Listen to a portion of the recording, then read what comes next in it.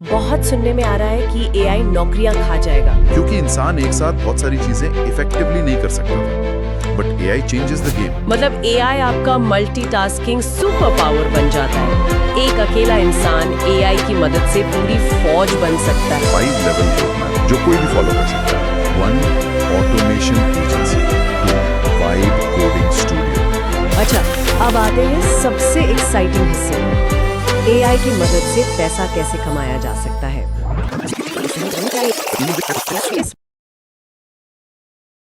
Hey everyone, जोरदार स्वागत है आपका द डीप डाइव में। मैं हूं आपकी होस्ट और आज मेरे साथ हैं हमारे एक्सपर्ट। ये किसी भी मुश्किल टॉपिक को एकदम मक्खन की तरह समझाते हैं। वेलकम। Hello everyone. हाँ, बिल्कुल कोशिश रहेगी कि सब आसानी से समझ आ जाए। Excited to be here. तो आज हम गोता लगाने वाले हैं एक सुपर इंटरेस्टिंग बातचीत में। टॉपिक एआई का हमारी जिंदगी, जॉब्स और बिजनेस पर क्या जबरदस्त असर हो रहा है और आने वाले टाइम में क्या अपॉर्चुनिटीज हैं। बिल्कुल, ये आजकल का सबसे हॉट टॉपिक है। राइट। ये डिस्कशन असल में एक शॉर्टकट है ये समझने के लिए कि एआई की दुनिया में क्या पक रहा है। एग्जैक्टली। तो हमारा मिशन आज इस बातचीत से वो नगेट्स निकालना है जिनसे हमें पता चले कि एआई सीन में चल क्या रहा है, जॉब्स का फ्यूचर क्या है, और सबसे जरूरी कि कैसे हम सब, स्पेशली यंग फोक्स और स्मॉल बिजनेस ओनर्स, एआई से डरने की बजाय इसका फायदा उठा सकते हैं। Ready? Let's do it. Okay. तो सबसे पहले वो डर जो आजकल सब तरफ है, एआई और जॉब्स, स्पेशली कोडिंग और आईटी सेक्टर में। बहुत सुनने में आ रहा है कि एआई नौकरियां खा जाएगा। इस बातचीत में इस डर को लेकर क्या खास बातें निकल कर आई? हाँ, ये डर मतलब अंडरस्टैंडेबल है और सोच डिस्कशन में इस पर काफ़ी बात हुई। एक बड़ा शिफ्ट जो सामने आया वो ये है कि एआई एजेंट्स अब सिर्फ हेल्प नहीं कर रहे, वो खुद कोड लिख रहे हैं। अच्छा। हाँ, और कमाल की बात यह है कि ये मिड लेवल इंजीनियर से बेहतर और शायद 100 गुना ज़्यादा तेज़ी से कोड लिख सकते हैं। 100 गुना तेज? मतलब जो काम एक इंसान हफ्ते में करे वो एआई शायद कुछ ही मिनटों में। That's mind boggling. Exactly. Tool जैसे कर्सर, विंडसर्फ, बोल्ट का जिक्र हुआ जो ये काम कर रहे हैं, और इसका सीधा असर इंडिया जैसी कंट्रीज पर पड़ सकता है जहां आईटी आउटसोर्सिंग एक बहुत बड़ी इंडस्ट्री है। पहले क्या था, वेस्टर्न कंपनीज को सस्ता एफिशिएंट कोड लिखवाने के लिए लाखों इंजीनियर्स की जरूरत पड़ती थी। हाँ। अब अगर एआई ये काम ज्यादा तेजी से कर सकता है और शायद बेहतर भी, तो कंपनीज को उतनी ह्यूमन कोडर्स की जरूरत क्यों पड़ेगी? ये एक फंडामेंटल सवाल है जो इस बातचीत में उठाया गया। ओह, मतलब पूरी इंडस्ट्री का बेस हिल सकता है। वो एंथ्रोपिक के सीईओ का भी जिक्र था, शायद उनकी क्या प्रेडिक्शन थी? हाँ, एंथ्रोपिक के सीईओ का रेफरेंस था। उनका कहना है कि इस साल के एंड तक शायद 90% कोड एआई लिख सकता है। 90%? हाँ, और बहुत जल्द शायद लगभग सारा कोड एआई ही लिखेगा। ये भी पॉइंट आया कि फ्यूचर की प्रोग्रामिंग लैंग्वेज वो शायद इंग्लिश ही बन जाए। इंग्लिश कैसे? मतलब आप नेचुरल लैंग्वेज में एआई को बताओगे कि क्या बनाना है और वो कोड जनरेट कर देगा। प्रॉम्प्टिंग ही कोडिंग बन जाएगी एक तरह से। ओह वाओ, सुनने में ये फ्यूचरिस्टिक भी लगता है और थोड़ा थोड़ा डरावना भी। तो क्या इसका मतलब है कोडिंग जॉब्स खत्म? कंप्लीटली नहीं, देखो पूरी तरह खत्म नहीं, लेकिन उनका नेचर बिल्कुल बदल जाएगा। ये बातचीत इशारा करती है कि सॉफ्टवेयर इंजीनियरिंग का रोल शायद साइंटिस्ट जैसा हो जाए। साइंटिस्ट जैसा मतलब ये लोग एआई और इंसानों के बीच कम्युनिकेशन को बेहतर बनाने पर रिसर्च करेंगे, एआई मॉडल्स को फाइन ट्यून करेंगे, कॉम्प्लेक्स प्रॉब्लम सॉल्व करेंगे जिनके लिए एआई शायद अभी रेडी नहीं है। मार्क ज़करबर्ग का भी एग्जाम्पल दिया गया है। हाँ, मेटा का। हाँ, कि मेटा जैसी कंपनीज में शायद मिड लेवल इंजीनियर्स की जरूरत कम हो जाए और ज्यादातर सीनियर इंजीनियर्स होंगे जो एआई एजेंट्स की टीम्स को मैनेज करेंगे। अच्छा, तो मतलब जो रूटीन का काम था, रेपिटेटिव काम, उस पर ज्यादा असर पड़ेगा। बिल्कुल। जिन जॉब्स में जैसे टेम्पलेटेड काम होता था, कोड को रीफैक्टर करना, मतलब एग्जिस्टिंग कोड को रीस्ट्रक्चर करके बेहतर बनाना, या जहां original out of the box thinking कम लगती थी, उन पर ज्यादा खतरा है। और यह भी मेंशन किया गया कि इंजीनियरिंग प्लेसमेंट रेट्स ऑलरेडी गिर रहे हैं, 10% से 6% तक आ गए हैं। तो मार्केट सिग्नल दे रहा है कि बदलाव आ रहा है। ये तो सोचने वाली बात है। तो अगर स्पेशलिस्ट रोल्स जैसे रूटीन कोडिंग वाले कम हो रहे हैं, तो लोगों को फ्यूचर के लिए कौन सी स्किल्स डेवलप करनी चाहिए? बातचीत में एआई जनरलिस्ट का जिक्र आया, ये क्या कॉन्सेप्ट है? हाँ, ये पॉइंट बहुत फैसिनेटिंग है। क्योंकि ये हमारी पुरानी सोच को चैलेंज करता है। पहले हमें कहा जाता था भाई किसी एक चीज में स्पेशलाइज करो, टी शेप्ड प्रोफेशनल बनो। हाँ, एक्सपर्ट बनो। क्योंकि इंसान एक साथ बहुत सारी चीजें इफेक्टिवली नहीं कर सकता था। But AI changes the game. AI generalist वो इंसान है जो एआई टूल्स का इस्तेमाल करके किसी भी फील्ड की प्रॉब्लम सॉल्व कर सके। किसी भी फील्ड की। हाँ, चाहे वो मार्केटिंग कैंपेन डिजाइन करना हो, प्रोडक्ट प्रोटोटाइप बनाना हो, डेटा एनालाइज करना हो या बेसिक कोडिंग टास्क्स हो। हाँ, कुछ क्रिटिकल फील्ड जैसे कोर फाइनेंस या मेडिसिन, उनमें तो डीप स्पेशलाइजेशन जरूरी रहेगी। मतलब एआई आपका मल्टीटास्किंग सुपर पावर बन जाता है। एक अकेला इंसान एआई की मदद से पूरी फौज बन सकता है। प्रिसाइजली, एआई आपका को पायलट, आपका रिसर्च असिस्टेंट, आपका कोडर, आपका डिजाइनर सब बन सकता है। बातचीत में ये अंदाजा लगाया गया कि फ्यूचर में शायद 80% रोल्स जनरलिस्ट्स के होंगे। 80%? हाँ, जो एआई लेवरेज करके काम करेंगे, और 20% डीप स्पेशलिस्ट होंगे जो शायद कंसल्टिंग करें या एआई मॉडल्स डेवलप करें। देखो, फाउंडर्स अक्सर जनरलिस्ट ही होते हैं ना। हाँ, होते हैं। उन्हें बिजनेस के हर पहलू को समझना पड़ता है। एआई अब इस जनरलिस्ट अप्रोच को और ज्यादा पावरफुल और एक्सेसिबल बना रहा है। ओके, ये कॉन्सेप्ट समझ आया। काफी एम्पावरिंग भी है एक्चुअली। लेकिन अगर कोई आज जीरो से स्टार्ट कर रहा है, तो ये एआई जनरलिस्ट बनने या एआई स्किल्स सीखने के लिए सोर्स में क्या प्रैक्टिकल रास्ता बताया गया? कोई step by step road map जैसा कुछ? हाँ, बिल्कुल 5 लेवल रोड मैप जो कोई भी फॉलो कर सकता है बेसिकली। अच्छा, क्या है वो? Level 0, explore tools. सबसे पहला स्टेप है बस एआई टूल्स के साथ खेलना, एक्सपेरिमेंट करना। ChatGPT, Gemini, Claude, Microsoft Excel में जो एआई फीचर्स हैं, परप्लेक्सिटी एआई, इनको यूज करके देखो। हाँ, आजकल तो बहुत सारे हैं। हाँ, वेबसाइट्स हैं जैसे there'sanai4that.com, जहां हजारों एआई टूल्स लिस्टेड हैं अलग अलग कामों के लिए। मकसद है बस ये फील लेना कि एआई कर क्या क्या सकता है, उसकी कैपेबिलिटीज क्या हैं। क्यूरियोसिटी जगाना है बस। ठीक है, तो पहले बस पानी में पैर डालो, देखो कितना गहरा है। क्यूरियोसिटी इज की। Okay, next level? Level 1, understand how AI works. Tools use करने के बाद थोड़ा अंदर झांको। ये समझो कि ये AI models, specially large language models या LLMs, जो एआई के दिमाग की तरह हैं, ये काम कैसे करते हैं। अच्छा। वो भाषा कैसे समझते हैं, कैसे जनरेट करते हैं। प्रॉम्प्टिंग क्या होती है, मतलब एआई से सही जवाब निकलवाने के लिए सही सवाल या इंस्ट्रक्शन कैसे दें। हाँ, प्रॉम्प्टिंग तो बहुत सुना है। हाँ, अलग अलग मॉडल्स में क्या फर्क है। कुछ रीजनिंग में अच्छे होते हैं, कुछ टेक्स्ट जनरेशन में।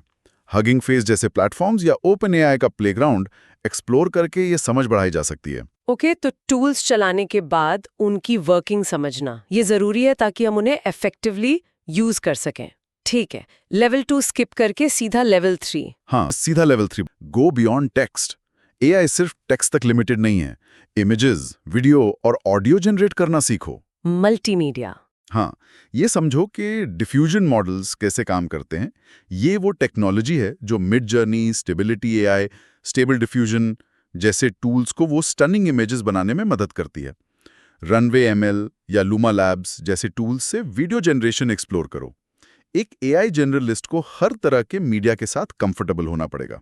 राइट, मल्टी मोडल कैपेबिलिटीज समझना। Exactly. Make sense. Okay, level 4 क्या है? Level 4, build products using AI. अब तक जो सीखा उसे अप्लाई करने का टाइम है। एआई का इस्तेमाल करके एक्चुअल प्रोडक्ट्स या सॉल्यूशंस बनाना सीखो। और कमाल की बात, इसके लिए कोडिंग जानना मैंडेटरी नहीं है। सच में? बिना कोडिंग के? हाँ, आजकल बहुत सारे नो कोड या लो कोड प्लेटफॉर्म्स हैं जिनसे आप एआई पावर्ड एप्स या वेबसाइट्स बना सकते हो। साथ ही एआई की लिमिटेशंस को समझना भी जरूरी है, जैसे कॉन्टेक्स्ट विंडो, मतलब एआई एक बार में कितनी इंफॉर्मेशन याद रख सकता है। अच्छा। और फ्यूचर प्रोटेक्शन को भी समझो, जैसे लामा 4 का 10 मिलियन टोकन कॉन्टेक्स्ट विंडो का जिक्र था। वो एआई की मेमोरी पावर को बहुत बढ़ा देगा। और सबसे इंपॉर्टेंट, प्रूफ ऑफ वर्क बनाओ। Proof of work? हाँ, मतलब कुछ बना कर दिखाओ। एआई एरा में आपकी डिग्री से ज्यादा आपका पोर्टफोलियो, आपके बनाए हुए प्रोजेक्ट्स बोलेंगे। प्रूफ ऑफ वर्क, ये पॉइंट बहुत क्रूशियल है। डिग्री से ज्यादा डेमॉन्स्ट्रेबल स्किल्स मैटर करेंगी। बिल्कुल सही। And finally level 5। Level 5, build AI agents. ये एडवांस्ड लेवल है। यहाँ आप ऑटोमेशन सीखते हो, एआई एजेंट्स बनाना सीखते हो जो आपके लिए टास्क परफॉर्म कर सकें। एजेंट्स जैसे बॉट्स? हाँ, समझ लो। टूल्स जैसे make.com, N8N, Zapier, Relevance AI इसमें हेल्प करते हैं। लेवल 5 मतलब AI को अपने पर्सनल असिस्टेंट या एम्प्लॉई की तरह काम करवाना। वाओ, ये रोड मैप तो बहुत कॉम्प्रिहेंसिव और एक्शनेबल लगता है। और जैसा आपने कहा, लेवल 4 और 5 पर भी कोडिंग बैकग्राउंड होना जरूरी नहीं है। नो कोड टूल से काम चल सकता है। सोर्स के अनुसार, बिल्कुल। आज के टूल्स और प्लेटफॉर्म्स इतने पावरफुल हो गए हैं कि सही अप्रोच और स्मार्ट प्रॉम्प्टिंग के साथ आप बिना एक्सटेंसिव कोडिंग नॉलेज के भी AI प्रोडक्ट्स और एजेंट्स बना सकते हैं। हाँ, बेसिक कोडिंग कॉन्सेप्ट जानना हमेशा एक बोनस होता है, but it's not a barrier to entry anymore. ये सुनकर बहुत से नॉन कोडर्स को राहत मिली होगी। अच्छा, अब आते हैं सबसे एक्साइटिंग हिस्से पर। AI की मदद से पैसा कैसे कमाया जा सकता है, स्पेशली छोटे बिजनेसेस या सोलो एंटरप्रेन्योर्स के लिए। स्मॉल बिजनेसेस के लिए कई सिंपल एप्लीकेशंस बताए गए, जैसे व्हाट्सएप पर अनाउंसमेंट चैनल स्टार्ट करना। मेटा AI जो व्हाट्सएप इंस्टाग्राम में इंटीग्रेटेड है, उससे मार्केटिंग कंटेंट या प्रोडक्ट इमेजेस बनवाना। एक और बढ़िया एग्जाम्पल था खाता बुक मैनेजमेंट। हाँ, वो तो कमाल का था। दुकानदार अपने हिसाब किताब के कागजों की फोटो खींचकर ChatGPT जैसे टूल में अपलोड करके स्ट्रक्चर टेबल बनवा सकता है। कितना टाइम बचेगा। इफिशिएंट है। खाता बुक वाला आइडिया तो सच में ब्रिलियंट है। छोटे दुकानदारों के लिए तो गेम चेंजर हो सकता है। और ऑटोमेशन के क्या एग्जाम्पल्स दिए गए? ऑटोमेशन के एग्जाम्पल्स बहुत पावरफुल थे, जैसे लीड जनरेशन ऑटोमेट करना, उन कंपनीज को ऑटोमेटिकली ट्रैक करना जिन्होंने हाल ही में फंडिंग उठाई है और उन्हें सेल्स पिच भेजना। अच्छा। और हाँ, ये AI का डिसरप्टिव पोटेंशियल दिखाता है। कस्टमर सपोर्ट में AI का इस्तेमाल, फीडबैक लेना, FAQs आंसर करना। एक कंटेंट क्रिएशन वर्कफ्लो भी डिस्कस हुआ। कंटेंट के लिए? हाँ, फीडली जैसे टूल से ट्रेंडिंग टॉपिक्स ढूंढकर AI से उस पर ब्लॉग पोस्ट या सोशल मीडिया कंटेंट बनवाना। पूरा प्रोसेस स्ट्रीमलाइन हो जाता है। 40 लोगों की टीम रिप्लेस, ये आंकड़ा AI के इम्पैक्ट को दिखाता है। ये एफिशिएंसी गेन्स तो इनक्रेडिबल है। हाँ, 3 मेन बिजनेस आइडियाज आउटलाइन किए गए। 1, ऑटोमेशन एजेंसी, छोटे और मीडियम बिजनेसेस SMEs के लिए कस्टम AI ऑटोमेशन सॉल्यूशंस बनाना। इंडिया में लाखों SMEs हैं, उन्हें एफिशिएंसी बढ़ाने की जरूरत है। ये एक बड़ी मार्केट अपॉर्चुनिटी है। सही है। 2, वाइब कोडिंग स्टूडियो, ये एक इंटरेस्टिंग कॉन्सेप्ट है। लोगों के लिए पर्सनलाइज्ड AI टूल्स या सिंपल सॉफ्टवेयर बनाना, ज्यादातर नो कोड लो कोड अप्रोच से।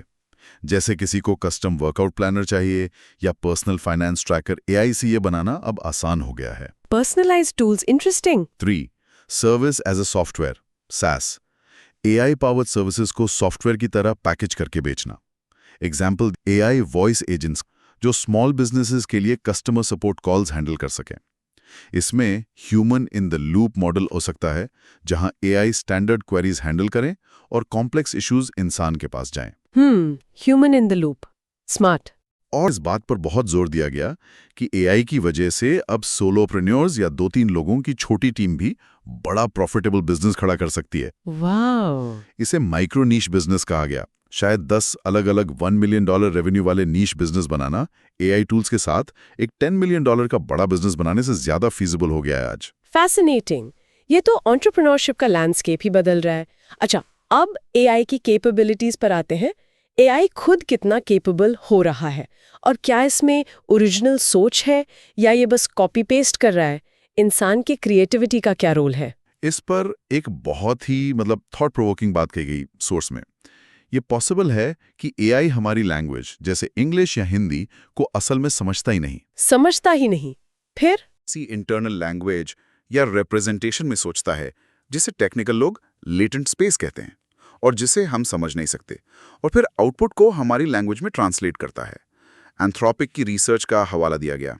अच्छा, क्या कहती है वो रिसर्च? वो सजेस्ट करती है कि AI सिर्फ स्टैटिस्टिकल प्रिडिक्शन नहीं कर रहा, मतलब सिर्फ ये नहीं देख रहा कि अगला शब्द क्या होना चाहिए, बल्कि उसके दिमाग में एक गोल या कंक्लूजन होता है और वो उस तक पहुंचने के लिए शब्द चुनता है। वो मतलब AI की अपनी थिंकिंग प्रोसेस, अपनी लैंग्वेज।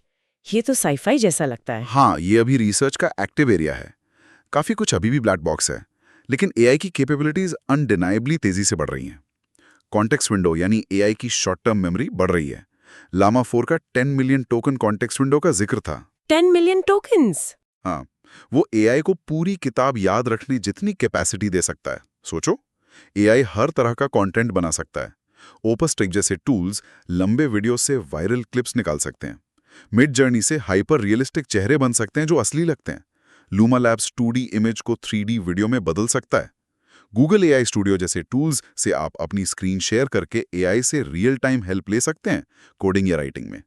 तो अगर एआई इतना कैपेबल हो रहा है, तो फिर इंसान का यूनिक कंट्रीब्यूशन क्या बचा? Where do we fit in? सबसे जरूरी चीज, ओरिजिनल थिंकिंग। एआई फंडामेंटली वही क्रिएट कर सकता है जिस डेटा पर उसे ट्रेन किया गया है। वो एग्जिस्टिंग पैटर्न्स को पहचान सकता है, रीमिक्स कर सकता है, ऑप्टिमाइज कर सकता है, लेकिन वो truly novel, out of the box idea नहीं सोच सकता जो किसी ने पहले सोचा ही ना हो।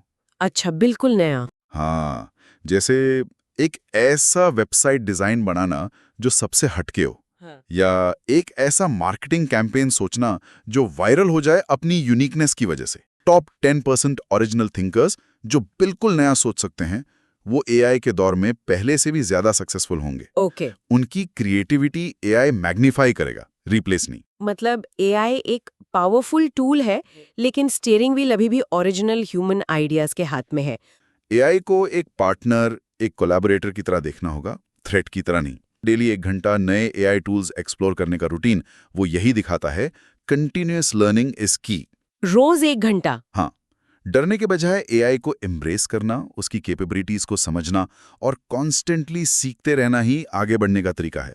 Because AI is evolving at lightning speed and we need to evolve with it. तो कुल मिलाकर इस बातचीत का निचोड़ ये है कि एआई जॉब्स को ट्रांसफॉर्म कर रहा है। स्पेशलिस्ट रोल्स शायद कम हो, लेकिन एआई जनरलिस्ट्स के लिए, छोटे बिजनेसेस के लिए, सोलोप्रेन्योर्स के लिए और सबसे बढ़कर ओरिजिनल थिंकर्स के लिए अनप्रेसिडेंटेड अपॉर्चुनिटीज भी ला रहा है। हाँ, डरने की नहीं, बल्कि एआई को समझने, सीखने और अडेप्ट करने की जरूरत है। एक रोड मैप भी है, टूल्स भी हैं। Exactly. If you connect this to the bigger picture, ये सिर्फ टेक्नोलॉजी का एवोल्यूशन नहीं है, ये सोसाइटी और वर्क का ट्रांसफॉर्मेशन है। हर बड़े टेक्नोलॉजिकल शिफ्ट की तरह इसमें चैलेंजेस हैं, एडजस्टमेंट्स हैं, लेकिन जो लोग अडेप्ट करेंगे, सीखेंगे, उनके लिए फ्यूचर ब्राइट है। Opportunities outweigh the threats for those willing to learn. तो ये थी हमारी आज की गहरी पड़ताल एआई की दुनिया पर। उम्मीद है आपको बहुत कुछ नया सीखने को मिला होगा। हाँ, उम्मीद है लिसनर्स को एआई को लेकर डर के बजाय थोड़ी क्यूरियोसिटी और एक्साइटमेंट फील हुई होगी। It's the present. इससे डरने की नहीं, इसे दोस्त बनाने की जरूरत है। आप भी सीख सकते हैं, आप भी इसका फायदा उठा सकते हैं। Just take the first step. Keep learning, keep experimenting, that's the key. अगर आपको ये चर्चा पसंद आई तो द डीप डाइव को फॉलो और सब्सक्राइब करना बिल्कुल ना भूलें, ताकि हम आपके लिए ऐसी ही इंफॉर्मेटिव और एंगेजिंग कॉन्वर्सेशंस लाते रहें। और जाते जाते एक सवाल आपके लिए छोड़ जाते हैं सोचने के लिए। जैसे बातचीत में हिंट मिला कि एआई शायद अपनी ही भाषा में सोचता है, क्या फ्यूचर में एआई और इंसानों के बीच सिर्फ काम का रिश्ता रहेगा या डीप इमोशनल कनेक्शंस भी बन सकते हैं? What do you think? जरूर सोचिएगा। मिलते हैं अगली बार एक नए टॉपिक के साथ।